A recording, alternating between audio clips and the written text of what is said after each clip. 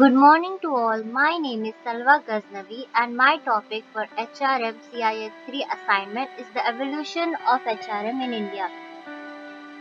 India is one of the exciting emerging economies which add over 10 million people to its working force every year. A very efficient HRM system and labor policies are required to handle a huge and diverse country like ours.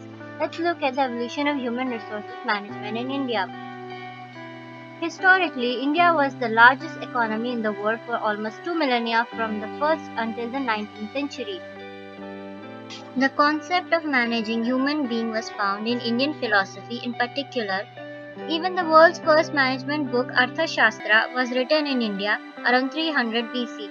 Long back, we were aware that the greatest asset of any organization are the people. We can see from the Mauryan period that there were a variety of craftsmen, artists, laborers, etc., who were employed in various activities, including mining, metallurgy, etc., owned by the state. There used to be appointed officers who used to look after the welfare of the workers. We can also see traces of formed unions of craftsmen in the history and few instances mentioning fixed pay for the workers to strengthen job stability. The question of employer-employee or master-servant relationship did not arise in their cases. They managed their affairs themselves and with the help of family members.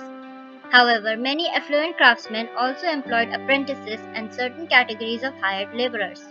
There existed a very close relationship between the master craftsmen and the apprentices, and they themselves took care of the problems facing the apprentices and their family members. A sort of human approach was involved in their relationship. The discovery of new lands through sea and land routes led to the substantial increase in the demand of European goods abroad, and at the same time gave rise to establishment of industries in the continent. Trade flourished and the mercantilists wanted to accumulate more wealth. Since the markets were expanding, so they used to hire artisans and skilled craftsmen for accelerating production of goods in demand.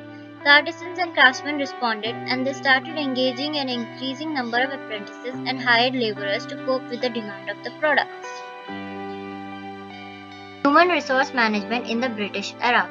During the British era, industrialization took place and a large number of workers were employed in industries. However, due to employers focusing on maximizing profits and following British doctrines, they were neglecting the laborers who suffered from problems like low wages, excessive hours of work, hazardous and strenuous physical working conditions, instability of employment, and oppressive treatment by supervisors and managers.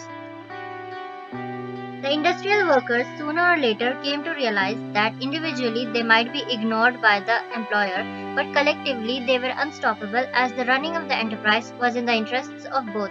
This realization induced them to organize and pressurize the employers and enact various labor laws such as Factories Act, Workmen's Compensation Act, Mines Act, and Trade Union Act.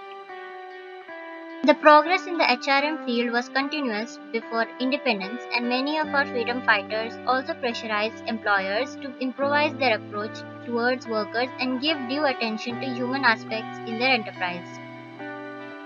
Situation of HRM post-independence.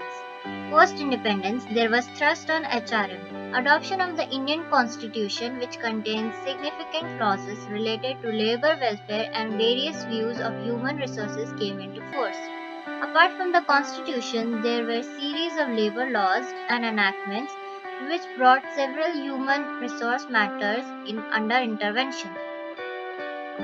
Human resource management in present time. The role of HR is very dynamic in the present Indian scenario. The role has evolved from earlier supporting role of managing payrolls and manpower to a strategic partner in the growth of the business.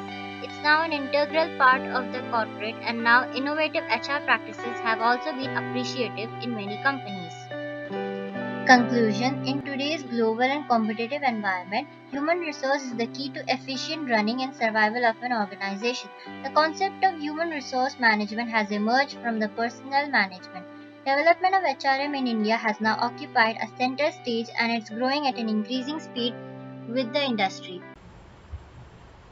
Thank you.